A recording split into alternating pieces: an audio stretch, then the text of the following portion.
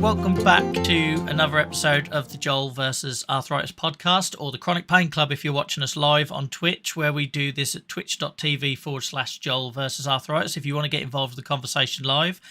This week I am delighted to be joined by James Hillery, who's a patient that lives with ankylosing spondylitis, and you may recognise him from the Great British Bake Off. Even though I've promised him tonight, I'm trying not to introduce him as James from the Great British Bake Off. So, James, welcome to the podcast. I hope you're well. Yeah, all good, thank you, and thank you for inviting me along. Brilliant, and yeah, just thank you for having these open conversations, because they really do. I appreciate people don't see the DMs and the messages and things we get from the back of the podcast and everything, but it really does make a difference. You know, whether somebody who's their first experience, or they feel like nobody else understands, or they just want to share it with a family member to help them understand a little bit. So yeah, what you're doing here is really helping people, so thank you for joining us. Oh, more than welcome. And I think it's good to have more men out there advocating, because when I was looking for advice, a majority of the people will talk about chronic illness are generally female because they're comfortable talking about it. So the more men that talk about it, I think there'll be more coming out of the woodworks as they feel it's a safer space to start talking about these sorts of things. Yeah, it's a really good point, and it is getting better. Like when I started all of this, it actually felt worse in the pandemic, because you had loads of people like take to Instagram and stuff like, you had lots of people taking up bacon, which I'm sure we'll come on to, yeah. But you also had lots of people taking up to likes of Instagram and decided to start sharing their journey, and that was very sort of female heavy. There just weren't that many men talking about, especially like the mental health side and how that impacts us. And I'm sure we'll get on to that. So yeah, thank you, because I must admit, I tried to have as much diversity in our guests as possible, but it isn't easy finding people that are sort of willing, males, to share this stuff. So thank you for joining us and raising awareness of that. So before we get into sort of like the chronic illness stuff and what you've done on the telly and all this sort of thing, do you want to maybe just tell us a bit about who James is, before all the bit that people know from online and media personality? Who's James? Tell us a little bit about what used to be before your condition, and feel free to take as long as you like. You don't have to worry about time. Yeah, certainly. Thank you. So I guess most of us have a pre and post condition life. Understanding I had ankylosing spondylitis. As a youngster, I was always very fit and active. Loved being outdoors, riding bikes over the park. It was in the good old days where you'd disappear for a day, no one had phones, and your parents just hope you get back at some stage. So I had a lot of freedom. And as I went into my career, which was banking, I started in London, banking at 16. I needed some outlets to do something different rather than just sitting at a desk 9 to 5. So I got into the Royal Naval Reserves. I always wanted to learn how to dive. So I joined the Royal Naval Reserves, and their branch was in London, to become a port diver. It was in the time of the Cold War, and our job would be to protect our ports, probably quite relevant now with the Russia situation, from mines and ordnance that may be placed in them that would stop our shipping. The Royal Navy diving course is probably the toughest course in the Royal Navy, apart from becoming a Royal Marine, which is a 9-month course. So it was a big challenge for me. We used to run across London Bridge and Tower Bridge in our dry suits, scared the life out of the tourists. We had a blast. We used to dive mostly over the sort of around the south coast, but we went up to Liverpool, North Shields, South Shields. We got to dive all over the place, and we had a fantastic time. So that group of divers that I trained to dive with when I was 18, 32, 33 years on, we still meet up for a pint and reminisce about our time. It was such a great bonding experience. So I've always done fun things like that. After joining the reserves, I was probably in there for about 9 years. I started doing some running and eventually worked up to do some marathons, multiple triathlons. I was fortunate that I got to live in Chicago for 3 years, late 90s, early 2000s. And they had a really good scene of what they called adventure racing then. we'd know it as the tough mudders over here, or Okay, yeah, no, the yeah. muddy type running things. The US were kind of a little bit ahead of the game. So me and a friend, he was built like a whippet from Yorkshire, love fell running, can run ultra marathons, and I was like the shy horse of our partnership. But generally they were team events, and we did some brilliant events around Chicago. There was one that was a 12-hour event, and we had to go and learn how to roll a blade, and there was all different aspects to it. So we just had a blast. But then I started to realise with all the training that I was doing that I was getting tired, and more, and I say tired, I should say fatigued, and more fatigued than I thought I should have been for the level of exercise I was doing. And that started, I guess, to get me to think, there's probably something not quite right. And I was getting to the stage where we just had a couple of kids. So part of it, I put it down to sleepless nights, obviously running around after 3-4-year-olds. Relate. It's just like I'm getting old. I've got kids and I'm getting old. I'll put it down to that. But eventually in 2012, when I was training for the London Marathon, it was probably the first time I realised I needed to go and see someone about it. So I went to our doctor, who I've been so fortunate that we've got a brilliant GP who's really thorough. And he did the usual blood tests, so my B12 deficient, folic acid, all the usual stuff. And most of my bloods were coming back pretty normal. And he said, well, I'll refer you to a rheumatologist. Unfortunately, because the job that I had some private healthcare. So to speed things up, I went down the private route to see a rheumatologist who, again, was very thorough in his investigations. And I to this day, I still remember the first interaction I had with him. And I walked in, I said, look, I'm suffering with chronic fatigue. That's why I'm here. I've been training for the London Marathon. I'm exhausted after any of my long runs at the weekend. And he looked at me and he says, does your lower back hurt? And I'm like, I don't care about my back. I've got kids. I'm old. I'm worried about my fatigue. That's what I'm here for. And he went, hold up a minute. I think there's a different problem. And that's just one of the symptoms of it. And so he did some blood tests to check out my HLBA27 gene, and I was positive for that gene, which is a good marker that you have ankylosing spondylitis. He did what's it like, the nuclear bone scanning, where I went to the pub that night and I had bright yellow urine in the urina and scared everyone there.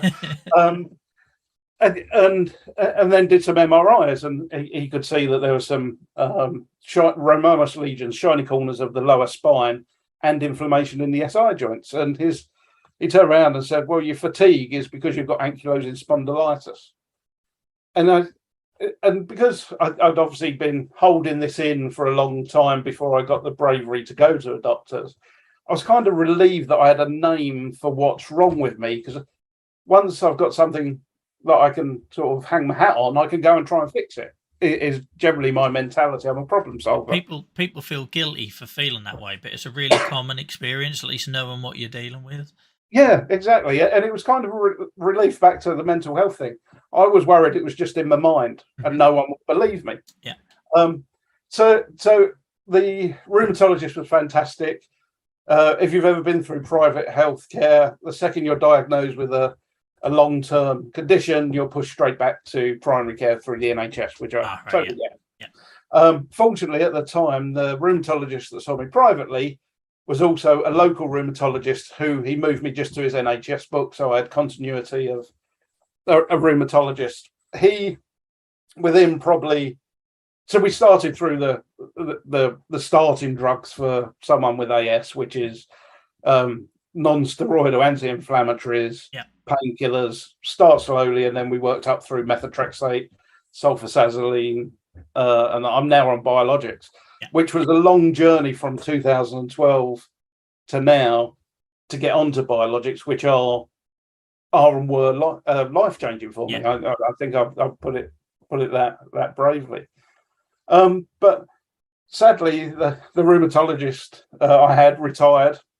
So I then had to find a new rheumatologist. And I think many people I've spoken to with ankylosing spondylitis can find it very frustrating to find a rheumatologist, and I'm sorry if there's any rheumatologists listening, that still care.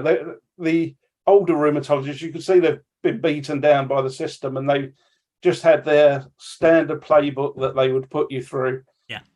So I ended up having to learn about my condition and advocating for myself, because I couldn't trust some of the rheumatologists that I was talking to were really thinking about how I could get the improvement that I needed. Yeah, and that's a horrible place to be in. And like as somebody that's had a really consistent team, I think sort of my experience is similar, but I sort of see it slightly different in that because I had arthritis as a child, when I was a kid, it felt like everything was thrown at it, you know, because it's not just because you're an interesting case. You know there is an element of that. You know, I only had to see how many students I used to be paraded in front of every single appointment, which was really awkward when you're a teenage boy and they all want to sort of feel your joints and yeah, it was just uncomfortable. But it's not just that you're an interesting case, but it's because I think there's still a chance there to minimize impact and get ahead of it and all that sort of thing. And there is definitely that.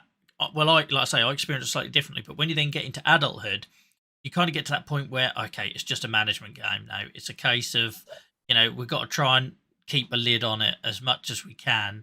And that's soul destroying, isn't it? And whether you take that as perceiving that the individual doesn't care or they don't have enough time to care, which I think is a lot of the issue in the NHS. It's a horrible thought, because without that education, it's really difficult for you to make decisions and informed decisions and play an active part in your management of your condition, isn't it? Definitely. And I think you need to kind of grasp that power yourself and get that understanding to feel that you can, I guess, explain the best way possible in that 5 minutes that you get with a rheumatologist. You've got to maximize your the quality of that time when you get to see a consultant. So I had a consultant after I'd been through a couple of really decent rheumatologists that I turned up, and he recommended that I just take paracetamol. So I immediately then started looking for another rheumatologist, because I could barely walk at that stage. I'm like, you're not really taking this seriously. And the thing is, it doesn't, sorry to interrupt, but it doesn't have that focus on the medication, because with something like AS, which I'm sure we'll talk about more in detail, like the importance of physio and physical activity and movement and stretches, and you know, even if you had the best drugs in the world, you wouldn't maintain a good quality of life if you didn't do all that other stuff with AS, you know. Exactly, and it's all that other stuff that really makes a difference. The drugs may enable you to exercise a little bit more or stretch a bit more, but unless you're doing that, I remember, so the National Ankylosing Spondylitis Society, that I now think is called the National Axial Spar Society, because that's the new trendy word for it, run branches for fellow sufferers across the UK, and it's a kind of a self-led physio class. You have a physiotherapist there. People with your condition come together once a week, do some stretching, share experiences, and that was brilliant and very eye-opening of the number of people who didn't understand the condition that they had, and understand that it's different for everyone.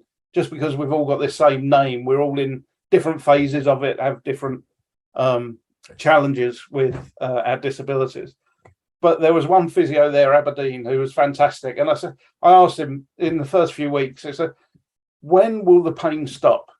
And he said to me, well, the pain will stop when your spine fuses together. That's not much good, is it? It's a horrible thought, though, isn't it? Said, yeah, sickening thought.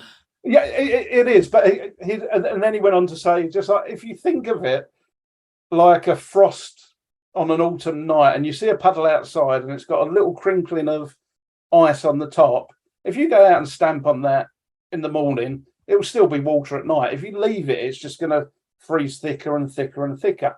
So he said physio is stamping on that little crinkling of ice and keeping you moving. And he said you'll be much, much better the more you move, even if it hurts. And that, I think, was something that's always resonated with me. And as they say, motion is lotion, or to rest is to rust. I think it's the German expression. And you need to hear that as well, though, because, like, you know, I don't always get the best response when I reply to people in my DMs. Who people focus so much on the pain, and of course they do. It's all consuming, and it affects our mental health and everything else. But with something like ankylosing spondylitis, where I suppose I should probably say at this point for anyone that's listening, it's basically, if you consider it like arthritis of the spine, but there's like the real key thing with AS is that it leads more often than not, doesn't it? To vertebrae spinal fusion, Yeah, so you basically become rigid and lose your movement. So in a condition like AS, yes, the pain is obviously going to be all consuming, but like you're saying there, you kind of need to hear that from your physio that the pain is a necessary thing if you want to retain that mobility. And I think sometimes as patients, we could probably help the medical community have more confidence in telling us what we don't want to hear, because if it's yeah, because as long as it's well explained, like it was in yours, and you got an awesome like metaphor there or whatever, and sort of analogy for it, um, then that can help you. Like I say, it goes back to being educated again, doesn't it, about your condition? definitely. Because otherwise, if it's just take this painkiller, it's a very sort of one-way ticket with something like ankylosing spondylitis, isn't it? Yeah, and it's one of those things. The thing you just want to do is lay down and make the pain go away, and Yeah, that's the worst possible thing. And don't get me wrong, there's some weekends I say, of blow it, course. I'm going to lay down for the weekend. That's it, I'm done. I'll fight this fight next week. And I think you have to do that at times just for your own resilience and mental capacity. But other days when I'm feeling good, I love hiking out in the local parks, and the dog takes me out more than I take him out. So he wears me out rather than I wear him out. He's a mad little cockapoo. But again, it's keeping that moving. But it is interesting that conversely, when I went to my second or third rheumatologist, so this would have been probably 2014. One of the healthcare professionals there said I should stop running, I should stop exercising. I'm just damaging my back more.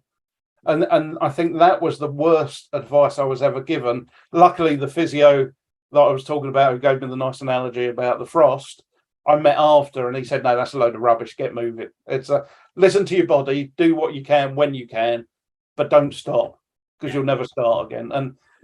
And I guess 2012 is what led me ultimately, because I did the London Marathon. I tore my calf muscle on the Tower Bridge, which is about halfway, and I'm a stubborn sod. And I finished, and I said I'll never do one of those again. And I signed up probably 2 weeks later for the next one, and I ran it again 2 years later.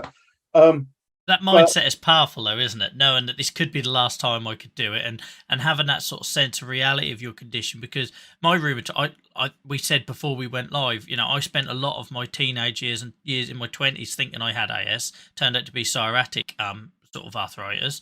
And my rheumatologist was exactly the same. You will lose it, so just keep going. And his first question, sometimes it'd be really frustrating, but his first question at the start of every consultation was, "How's the hockey going?" or "How's the running going?" And if you'd had months when you'd been laid up, it was the worst question in the world to hear, and you just want to throw something.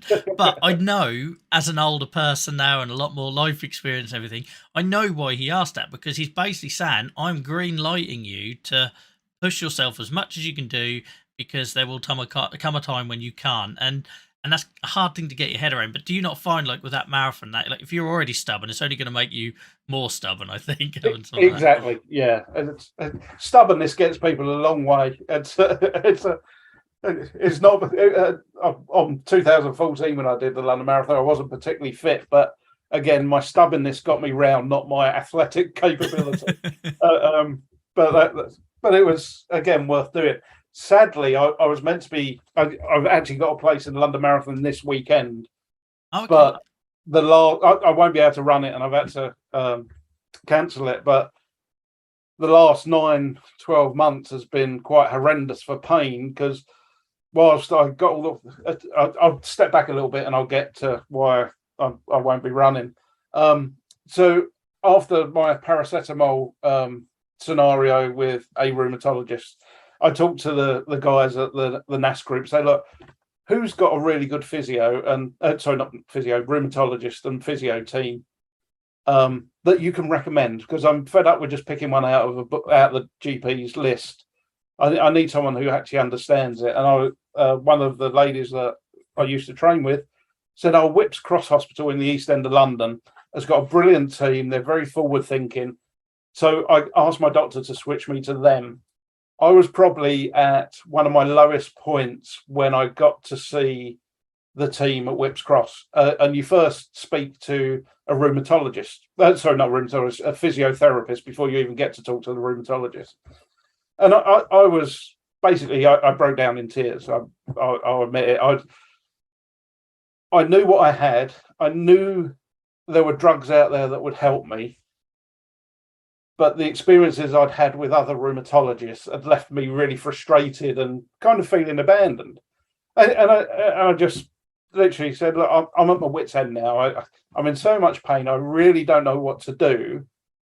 I know what I need, but I need a rheumatologist to believe that's what I need to get me the drugs that I need, which are the biologics, which are immune suppressants. They use them broadly in psoriatic arthritis as well, similar drug, exactly the same drugs, in fact. And this physiotherapist looked at me. She looked me in the eyes and she could see how low I was at that point. Walked straight out of the consulting room and got the senior consultant rheumatologist and said, we need to get this guy on Humira as soon as possible. What do we do? Fortunately, they were running a drug trial for Humira versus another drug that's coming out that was being used to treat psoriatic arthritis. And they looked at me and we went through sort of discussions of MRIs that I've had. And the rheumatologist looked at my elbows. He said, how long have you had psoriatic arthritis? And I went, I've never been diagnosed with it. He said, well, I can see, looking at your fingernails, I had really bad elbows, and not as bad at the moment. He said, you've probably had it most of your life. I said, well, I was told I had eczema as a child. Actually, if I look back, it was probably psoriasis, not eczema. A lot of it does start. So I had eczema as a child, and then it turns as you get sort of like adult puberty. So that's how I was expecting. Like, I'm not medically trained, but I had it all the time behind my ears, and I was like, "Well, was that psoriasis?" Yeah, and I was like, "Was that psoriasis?" I said, "No." Typically, as children, that you get eczema, but then that kind of sets on a tone. But the crossover between ankylosing spondylitis and psoriatic arthritis is so the whole reason I went for nearly 20 years thinking under every assumption that I was living with AS was because it affects the same area, the neck, the back, I'm never gonna let's just say is it the SI joints, because I can never say that word and my wife always laughs every time I try to pronounce that sacroiliac or whatever. Yeah, I don't know, maybe it's a Norfolk accent thing. I've never been able to say that word. But the same as the heels in AS, you get lots of issues with the heels. You get that in psoriatic arthritis and feet problems and that. So yeah, there's so many overlaps. And like you say, we're even on the same medication for two totally different conditions. Yeah, exactly. So I suppose at least you were already on the right drugs for it when you discovered that. Yeah, so they got me on this drug test within probably 2 months, barely. And then and it was a blind drug test, so I didn't know whether I was on the new drug or Humira. When they unblinded it, I found out I was on Humira. But literally within 2 weeks of taking Humira, I barely had any pain. Inflammation had gone down in all my joints and also in my hands. It was as I said, it was life changing. I could get out running again. I could do the things I enjoyed. Sadly, probably just before Christmas just gone, it stopped working. I'd been on it for 3.5 years. And the efficacy went down. My back started getting back inflamed. The SI joints were back and felt like they had glass in them. So I had to leave the drug trial and get back into the NHS circuit to work on the next biologic drug, which is Contestant is the brand name. I can't pronounce. I don't keep up, so I'm on Humira myself, so I try not to learn how to pronounce all the other and for them all ending in MAB, it doesn't make it the easiest words to say the actual drug name. But there's lots of crossover, and there is a lot of that. Unfortunately, that experience is really common. So I was similar to you. Within a couple of weeks of taking mine, I was pain free. Within a month, all my rashes just melted, which was like I thought, is this placebo? And then when I saw my rashes go, it was like, wow, this really isn't in my head. And yeah, I can't remember how many years I was on it, and then so I'm still on it because it does something, Yep. and I'm scared to change it. And I think at this point it's probably important that we mention, like you were saying about, you want to get through to the good stuff, and that's again why I think it really helps when patients are informed. Because I had a lot of really good years on methotrexate. I know lots of people have really horrible experiences, and I'm not saying it was easy. And I threw up a lot and lost hair from my eyebrows and things like that. But for a lot of years it controlled it. But the thing is, we're kind of on this like gauntlet run, aren't we? That as you tick off those drugs and go higher up that chain, your options get less and less. And when you have a taste of something that works, like in your case, how much harder is that fall when it stops working? Yeah, it's catastrophic. It's Yeah. the hardest thing, and you're right. It's whilst I know where I wanted to get to on the what I call the good drugs, but you're right. Methotrexate and sulfasalazine are brilliant as well on that journey. When I was coming off of the drug trial, they basically said to me, and this is the bit I should have asked more questions about when I started the drug trial, is what happens when I finish it, because it was doing enough to keep the inflammation in my hands and my feet down. And as you know, when you're going for your checkups, they need to see so many inflamed Yeah. joints. First thing The I'd joint look they is your use hands. hands, feet, Yeah. and shoulders. And it's always my back that has most pain. They said, we can't count that. So they said, we're going to have to re-diagnose you, take you back off of the PSA route and put you back into ankylosing spondylitis, unless you want to hang around for 6 months until you get inflamed again, and then we can re-diagnose you as PSA. And I said, this is What a crazy. choice. Yeah.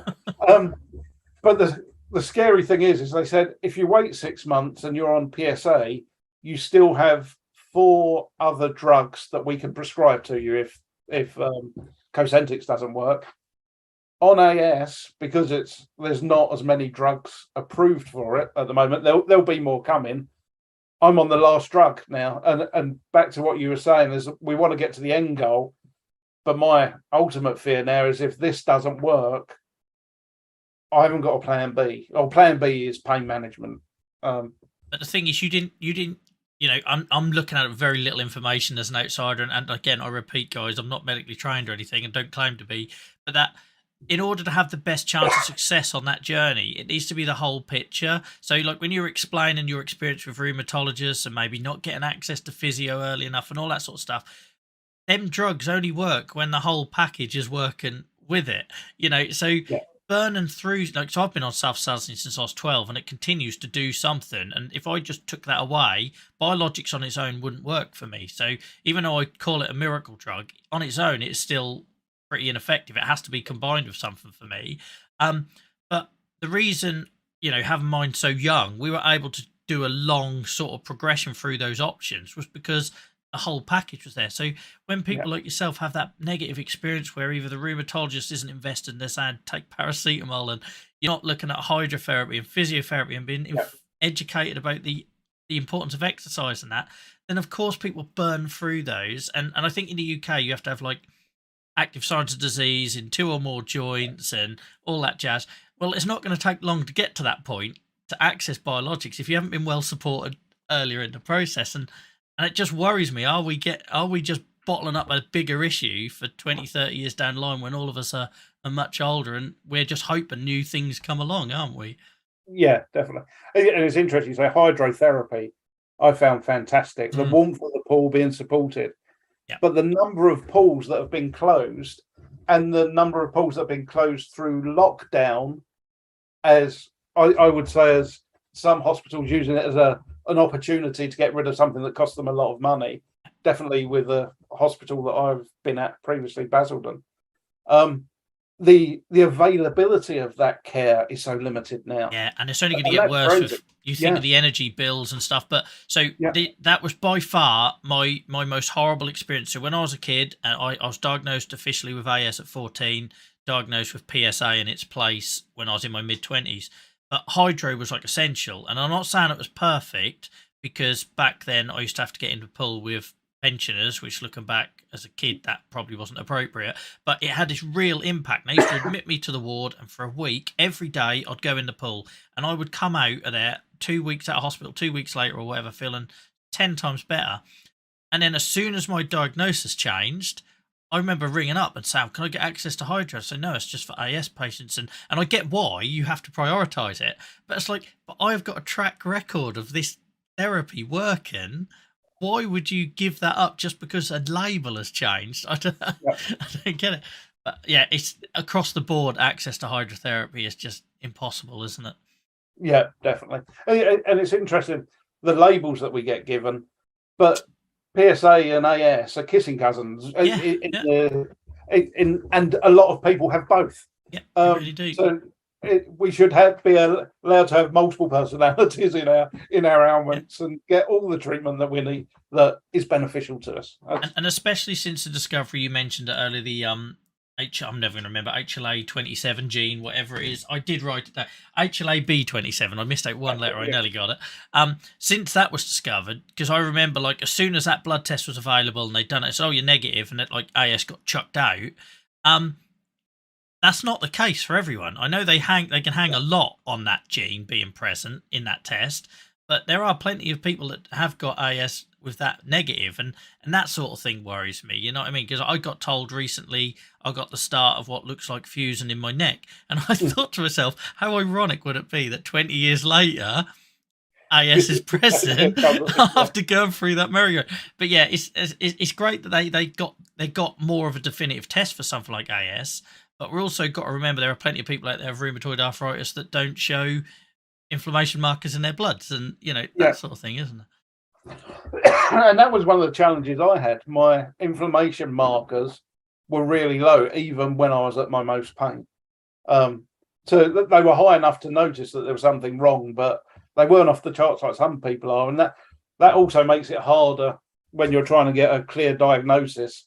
And it can depend on where you are in kind of whether you're having a flare up or whether it's a better month or a couple of months. It's a tricky one, and it affects your well-being and mental health. Like, we have both independently already tonight, I noticed, said things like, "I thought it was in my head," or "I'm glad it wasn't in my head." And with something like AS, you can be in so much pain, and all right, a picture, an imaging, sometimes X-rays don't show it, but an MRI will, or vice versa.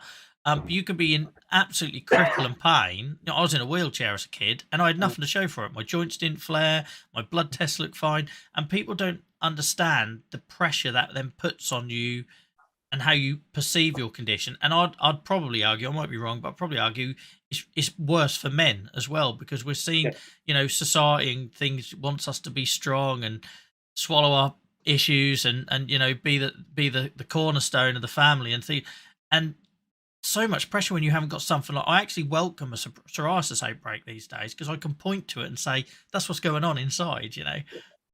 So did you experience? I'm assuming you did experience that. Yeah, definitely. There'll be days where I could barely walk, and they'll do an MRI, and we can't see any inflammation. It's just like, but I know how much pain is in those two SI joints. I'm amazed that you can't see it. And it's tough because also they'll show you the images, and they still mean nothing to me. Yeah, I know where my SI joint is in relation to my hips, but show me an MRI, and I've got no idea what I'm looking at and how they tell it's inflamed or it's not. And the thing is, there's different pictures do different things as well. Like, I learned recently at a conference, somebody was telling me, and so I've only got one source for this, but they were saying, like, well, X-rays will only show historic damage. So when your rheumatologist says, "Oh, we'll get an X-ray," that's only going to show historic damage. It's not going to show the live MRIs. Apparently, what shows the live active inflammation. And again, how have I lived with arthritis over 20, 25 years and not known that? But if we'd be given that information, we're not going to tell doctors what to do, and we're not going to take their jobs away from it or anything. But it's just that having an option. Oh, if you're going to do a scan, maybe do this one, or can you tell me the difference between the two so I can be a little bit more informed? Yeah, definitely. It's and it can be that route to, because they'll see as you say, they'll see the fusion on there where it's too late to do anything. Whereas the MRI picks it up so much earlier, and they can see the softer tissues and the joints, and so it's brilliant technology. I remember probably about 5-6 years ago, I was in so much pain. I went back to the private healthcare, so that I was allowed to see them for bad flare-ups. And I said, "Is there anything you can do?" And I've had steroid injections in my bum, the usual sort of stuff before. I said, "It'll work for a month or two." And they said, "There's one thing we can do, which is a CT scan."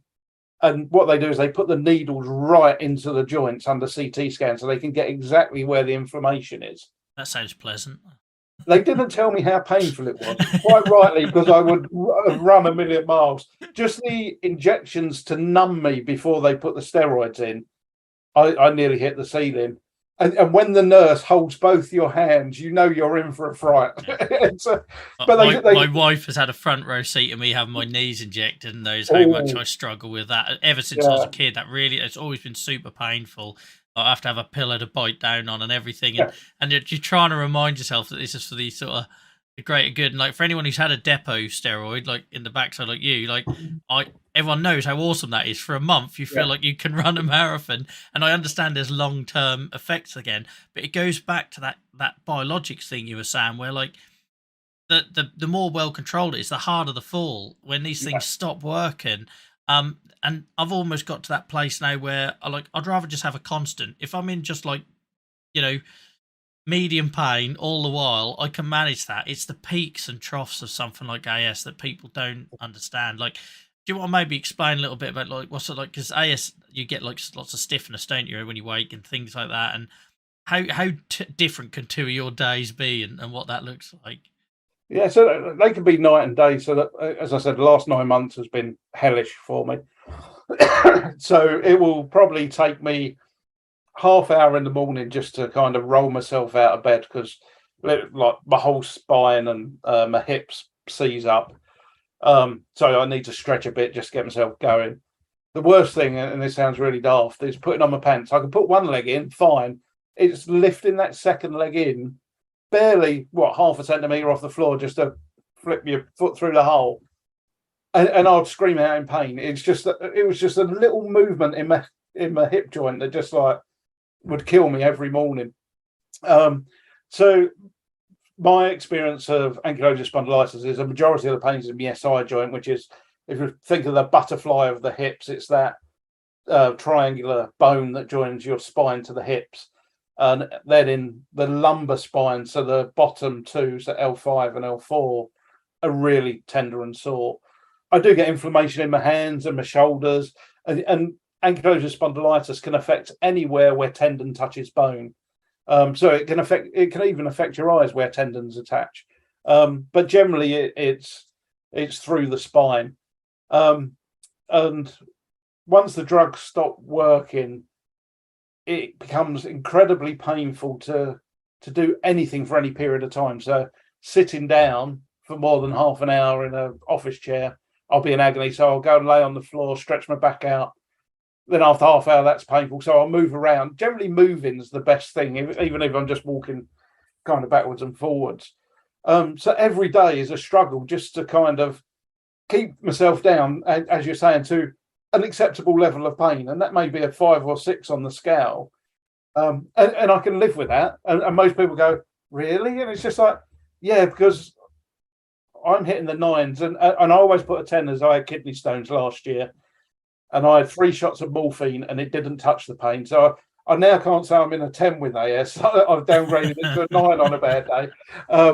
But trying to explain to people that what it's like just existing with that pain is really hard. And I must admit, I've worked for the same company for 24 years.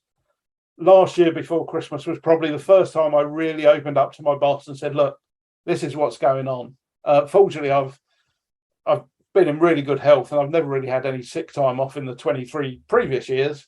But this year, I think I've had more time off sick since I've started work. And I find, back to mental health, I find that really struggling, because I'm always felt like I'm a bit of an overachiever and I always want to deliver and I always want to support people well.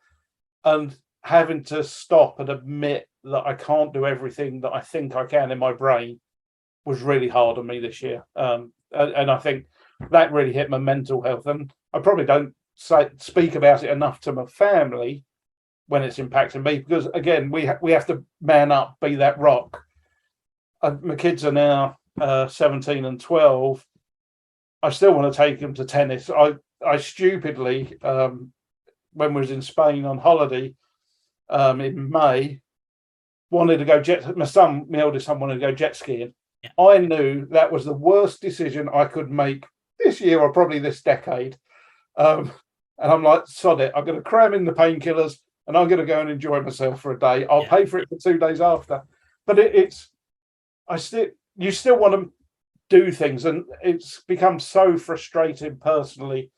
And I know you've talked about this on social media, when your kids are there and you want to do something with them. And I'm lucky my kids are at an age they can understand a lot more, and they realise that if I'm grumpy, it's not because I'm grumpy with them at times. Maybe I'm just having a high pain day, and they're really good. But I know how hard it was when they were younger, trying to say, I really can't do that, or please don't jump on my back today. As much as I know you're going to do it 15 times during the day, throw things at me, please try not to do it today.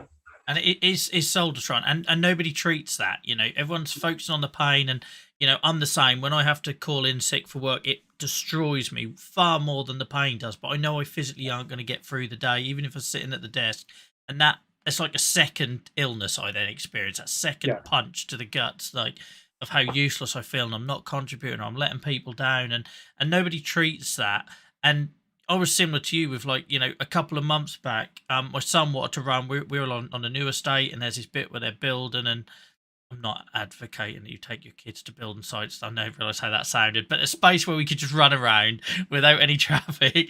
And that was the first time I couldn't keep up with him. He's only 3, and that proper upset me. I come back like welling up. And stupidly, I'm gonna get back to running. I'm gonna do run Norwich 10k. I used to always do it until I needed my knees injected a week before, and then it all went downhill. And signed up for that. I'm now like 4 weeks away, and I'm already in the back of my mind know that I cannot do it. I've tried going out. I used to run 10, 11 miles. Then a couple of years ago, I could at least do 5. Last year, I think I managed 3. All the runs I've tried, I can't get past like a mile and a half without being in so much pain. I know the hope of me doing 6 is just not going to happen. But people forget that with this condition, as your body fails you, your mind is still the same, and you're still the same person that you was before. And that conflict, for me, is far more damaging than anything this disease can do to our joints. Definitely, yeah. And again, another side that doesn't get treated holistically with this condition. Yeah. It's a pain in your back, now get on with it. It affects you. There's so many facets in how it will affect you. Me asking for help has always been tough. I think I've learned over the last 12 months that I need to at times ask for help, and I need to open up more. And I'm finding it easier each time I do it. But it's admitting. It sounds daft, but it's admitting to myself that I'm disabled, and I don't like that. That's and because it's something that evolves, and just because you might have had experiences with flares and stuff in the past doesn't make it any easier. Like I say, I was in a wheelchair as a kid, and then I had 10, 15 years where I was completely normal. I know it's a horrible word to use, but it was completely normal, and I toured in bands, and I played sport, and I'd done all this stuff. So then when that came back, people think that you're going to adjust to it again because, I even had a doctor say it to me once, well, at least you're not back in a wheelchair, as if that was some sort of acceptable benchmark. I was like, no, because I've just had that taste of what I could be doing as a person. So it's why I struggle when people sort of like, if you can fully embrace it, then great. But for me, because of that flare remission cycle, I will always be reminded of these 2 lives I could leave. And unfortunately, we tend, inevitably, as we get older and the condition progresses, we live more and more in that body we don't want to be in, don't we? Definitely. Yeah, very true. But thank you for sharing. I'm really conscious of your time, because I know if my physio was watching this, making somebody with AS sit for 45 minutes and not move, I'd be getting in the neck. But I obviously have to ask you, because I would be stupid if I thought everybody was here for the ankylosing spondylitis chat. I have to ask you about the whole bake-off experience and what that was like. And I suppose probably more importantly related to our conversation tonight, I'm guessing there was an element of motivation from the experiences that pushed you towards that. So Yeah, do you want definitely. to share a bit of that? Yeah, love to. So when the person told me that I shouldn't run ever again, that was kind of my mental health outlet, that I'd love to go for a long run, just think about nothing, be in my own headspace, bit of peace. So I needed to find something else to do to give me that relaxation from the day job. I always used to bake as a kid with my dad. He worked nights, so on a weekend we'd always be in the kitchen baking something. It would generally go wrong, but we'd have a good laugh. It was a happy time and a nice place where we just caught up and chatted. So I thought, and I've always loved the Bake Off. So when I was told not to run again, I probably started watching the Bake Off again, and I thought, my little competitive nature thought, I could probably be all right on that. I wouldn't be the best, but I know I wouldn't be the worst. So it took me a year, and then I decided that, well, what have I got to lose? I'll apply for it. And the first time I applied, I didn't get on. I got a little way through the application process, which is quite long in itself. And I thought I'll reapply a second year, and if I don't get on it the second year, that's fine. At least I've tried. And the second year, kind of the process is that you have to do a long written application that end up about 12 A4 pages of what have you baked, send us pictures, why do you bake, who are you, what do you usually love doing, and all that sort of stuff. And I never mentioned my AS on it at all. I did mention I had a bad back, but I didn't really quantify it more than that. And I think the last line, I used to ride a motorbike as well, and the last line I put in the application, which thought I need to leave it with something that stands out, is that I'm a big bald banker from Brentwood with a buggered back who loves his motorbike. and I thought putting that in there, at least they'll remember me. And fortunately, they called me back, and there's some phone interviews, and then you have to take some sweet and savoury bakes up. You talk to the food team, you talk to producers. And every time I had another conversation, I thought they're going to find me out soon and kick me out of the process. But I got all the way to the end, and you have to do like the technical challenge in a kitchen with, I think there was about 20 of us. So kind of they started off with about 14,000 applications, and they whittle you down to the last 70 do the technical challenge, around 70 or 80. And then out of those, they'll pick the 12 bakers and 2 substitutes in case anyone drops out if they're ill or something like that. So I got through all this process, and then I got to the stage where you have to go and see a show psychologist because of social media. They want to make sure that you're kind of mentally robust enough for being heckled on Twitter and all that fun stuff that might or might not come about. So I got through that fine, and then they said, "Oh, we just need to talk about your medical health because it's long days filming." And that's where I said, well, actually, I've got a condition called ankylosing spondylitis. It affects my back. I get pain, stiffness, but I'm being treated. I think I was on methotrexate at the time and anti-inflammatories and painkillers. I said, it's manageable. I'm fine. I said, oh, we'll need a letter from your doctor to okay it. So I went to a doctor, and he said, I don't know why they ask you to ask me to write this letter. He said, the only person who knows whether you can do it is you. And if you say yes, I'm going to write it because I want to know someone off the Bake Off. And to the day, my doctor will always talk about the Bake Off, and his wife, who's the nurse, about me being on the Bake Off. So I got through the whole process. I didn't, I guess, comprehend how long the days will be and how much standing around there'll be. So the first weekend, we filmed pretty much every weekend. I left after episode 5, so about halfway through. And we would start at the place we filmed about 5:30 in the morning. We'd make sure we got all our ingredients on our benches that you see in the tent. We'll go and have some breakfast, and then there's lots of kind of filming you walking into the tent, standing around, and then you do your challenge, which will be timed, so it may be a 2-hour challenge. Then people have got to clear up after you. Another thing I didn't think about, I thought you just kind of baked it, put it on the side, and then they judged it straight away. But the carnage in the tent after you got 12 bakers who have been panic baking. There's flour, there's stuff everywhere. So they tied it all up for the judging. So we were filming probably 5:30 in the morning, and we would finish. I think there were some days we finished at 10, just because there's so much kind of in TV, lots of action and then lots of waiting. And I think my back held up pretty well. I remember I think it was Bread Week. So normally the judges come in, as you see the tent on the telly, where you're looking at all the benches with all the bakers staring at you. At the back, there's a sunrise kind of bit of set. Wide shot sort of thing they do. Exactly. And just behind there is kind of where all the producers sit, and they've got, and the dishwashers. So there's a tent round the back of the tent, in effect, which is like the little hub. We're never allowed to go in it. And every time I've seen Paul come into the tent, he'll always come in through that front bit and say hello. But for some reason, I was in the back left bench as you're looking at the tent, and I was doing my stretches. So I was bending over, touching my toes, as Paul comes around the corner and literally ends up with his face about half a foot away from my bottom. and he said, "What are you doing?" I said, "Oh, it's going to be a bad week. I'm kissing my ass goodbye." And he laughed and he walked off. But I found there was always plenty of time that I could lay down on the floor and stretch.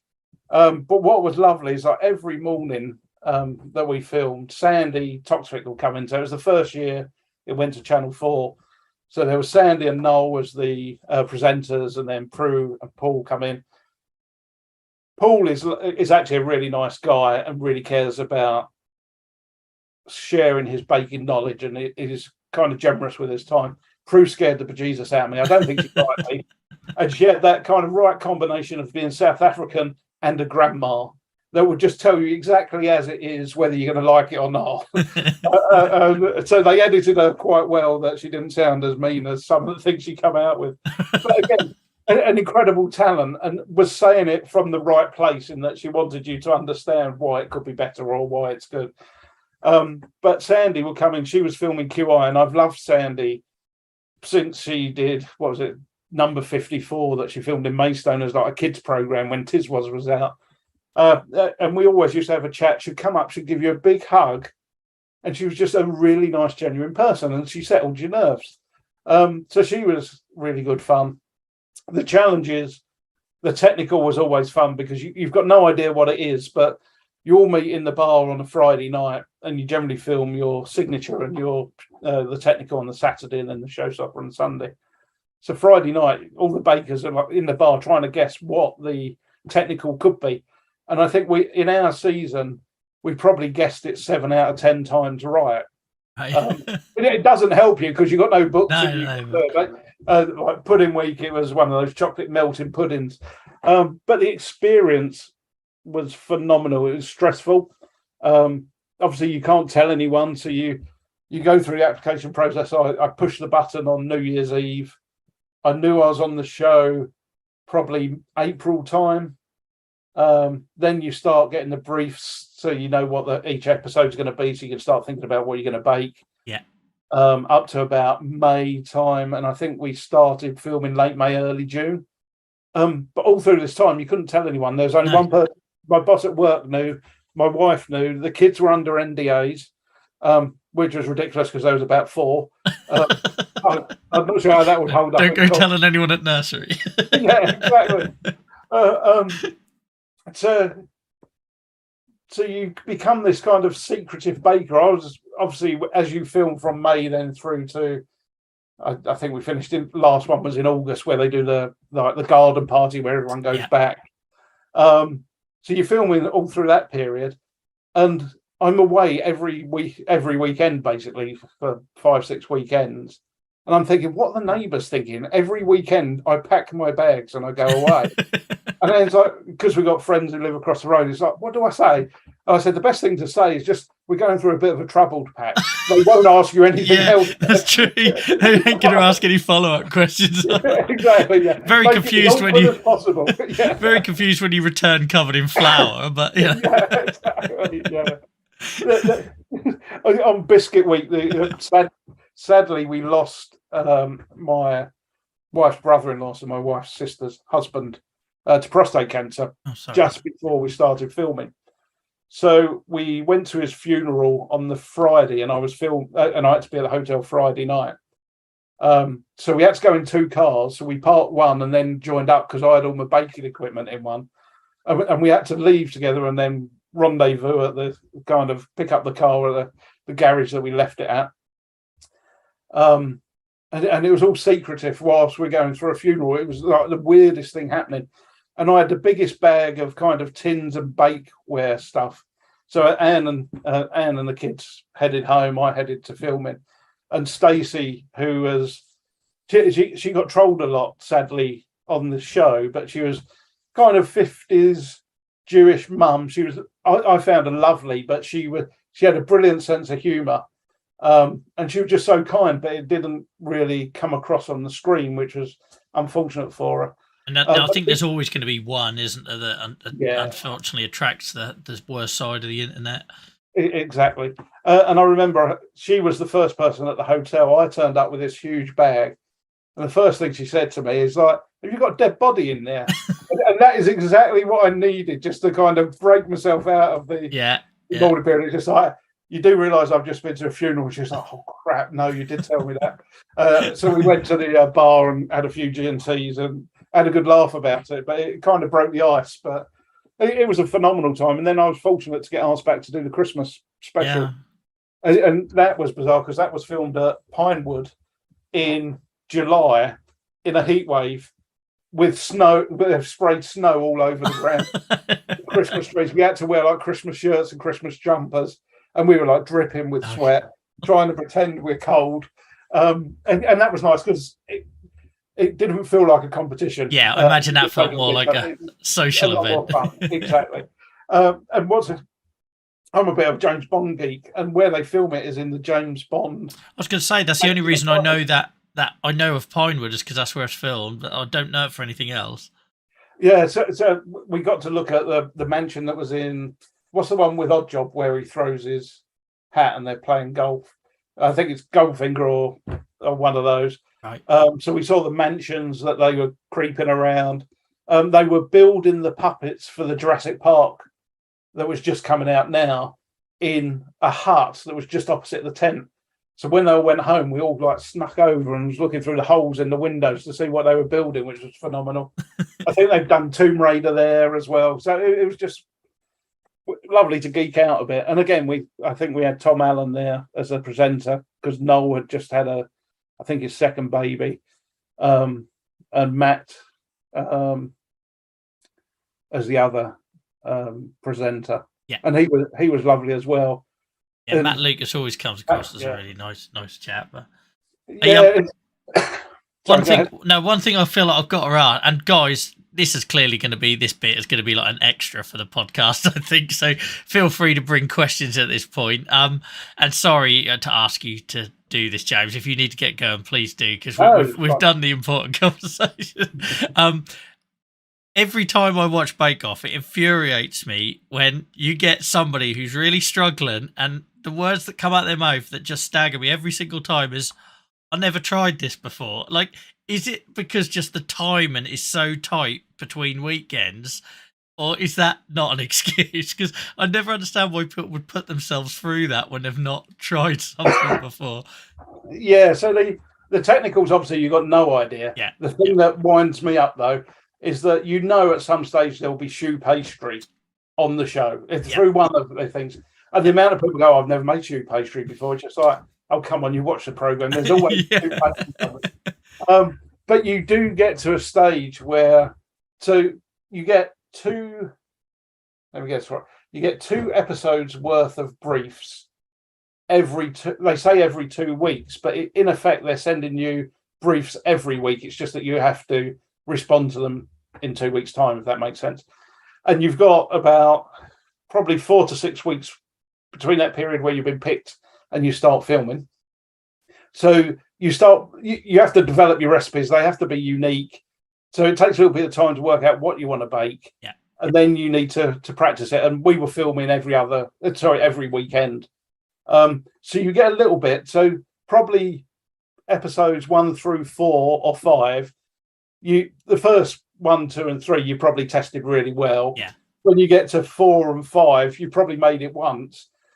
And most people, if they're honest, they'll say, well, actually, if I don't think I'll get much further than 5, so I'm not going to worry too much about 6, 7, or 8. And then you luck through.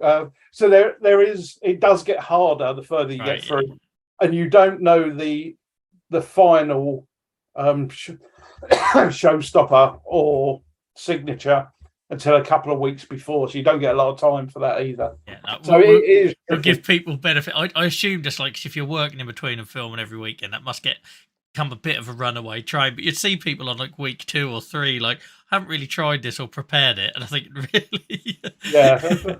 Maybe it's just me. I'm a bit of a prep. I'm not very good at doing things on the fly, so I don't think I'd do very well in the tent.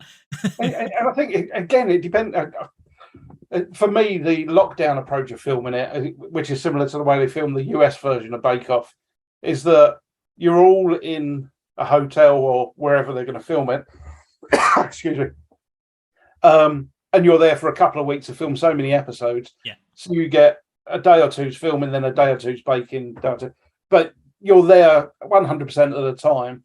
Whereas how they filmed it all the way up to pre-lockdown was that you would film every weekend. So I was working. There was the weekend that I talked about, Biscuit Weekend, where the funeral for work, I had to fly to Dublin on Monday, and I was up in Wolverhampton on Wednesday. I just literally had no time to. I rang up my boss coming back from Wolves and said, I need to take Thursday off because I haven't tested anything yet. I haven't baked anything.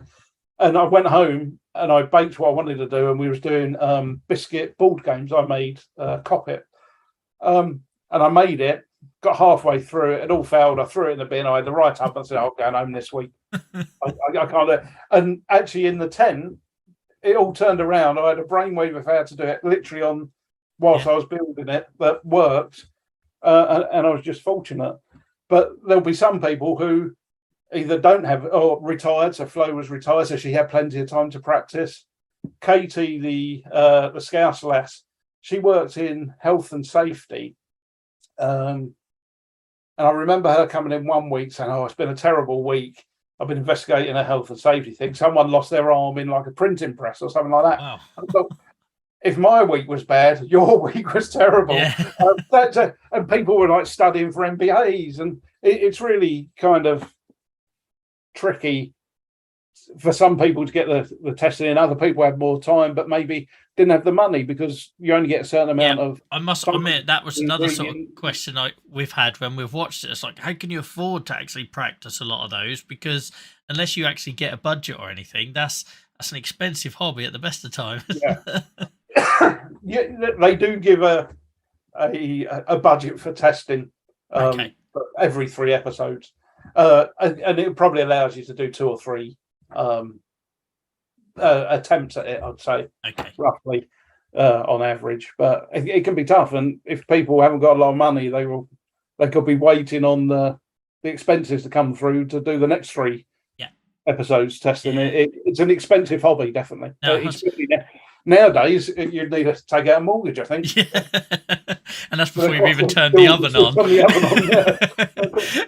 I suppose we should probably. I appreciate you've added all of that insight, which thank you. It's got nothing to do with the conversation we were having for the podcast. So I really appreciate you indulging us there. You're welcome. I suppose, do you want to just end by telling us a little bit about like how baking, I suppose, is important to you? Because I'm going to probably assume it's filled that gap from your physical exercise and everything else, but do you want to just tell us a little about what you do now? Because obviously the stuff you share on Instagram's amazing. I can never watch it before I've eaten because it just makes me hungry. And maybe just let people know where they can find you, what you do, and how, and maybe probably more importantly, like how that has sort of filled that hole for you. Because I think I want people to know that just because you lose one hobby because you're conditioned, it doesn't mean it's the end of the road, and there are other things out there, aren't there? Definitely.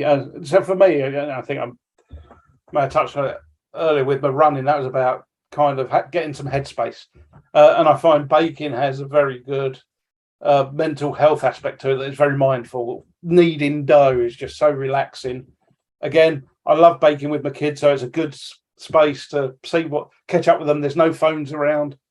Great for talking with people, and it's quite fulfilling because you end up with something at the end that hopefully you can give to someone and they smile. And there's just something like bakers are generally feeders. They like to give food to people and make other people happy by giving those sorts of presents.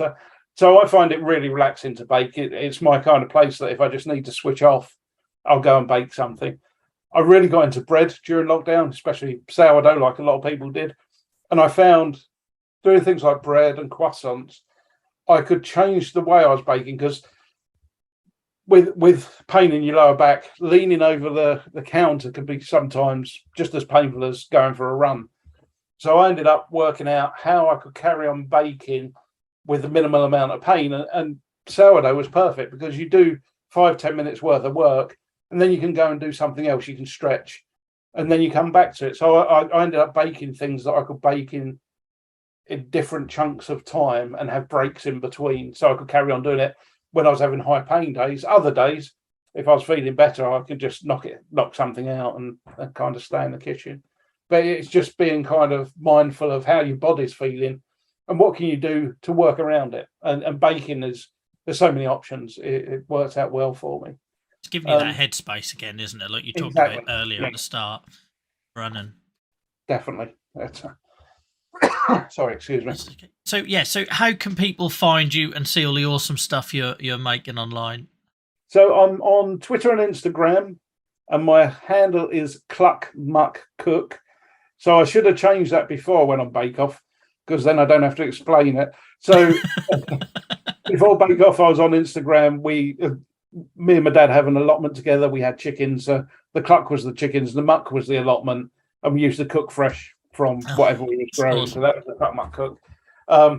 Obviously, not the most easy handle to find, but yeah. So I'm on it's Instagram. Nice. It's got a story though. There's lots of it there that don't. So. Yeah, it means something. So I do have a baking blog that I haven't updated recently, but I will get back to. So there's recipes out there. But if anyone's ever got any questions, my DMs are always open. I like to interact with the people who follow me and who enjoy baking or want to ask about the condition. So I'm always at the end of a DM. So feel free to give me a follow and reach out to me if you need me. And I can testify for that. James sent me some lovely messages before. I shouldn't say this, but I used to watch the Bake Off all the while. When it went to Channel 4, I missed the first series back on Channel 4. I don't know why, just habit or whatever. So I completely missed it. And I had no idea who you were. I was just talking to you as another arthritis patient. And yeah, and James is really approachable and has answered any questions I've had, and I'm sure he'd do the same for you guys. If you are listening back to this on the podcast at a later date, in the show notes will be all of James's handles, so you can click them and go straight through. So on behalf of everyone who's here live, James, on Twitch, and everybody that listens back to this, thank you ever so much for your time today, especially, like I say, for indulging us with the behind-the-scenes stuff with the Bake Off. That's been brilliant. There's been so many positive comments in the live chat. So, yeah, thank you for joining us and giving up your time this evening. Oh, you're more than welcome. Thanks for having me.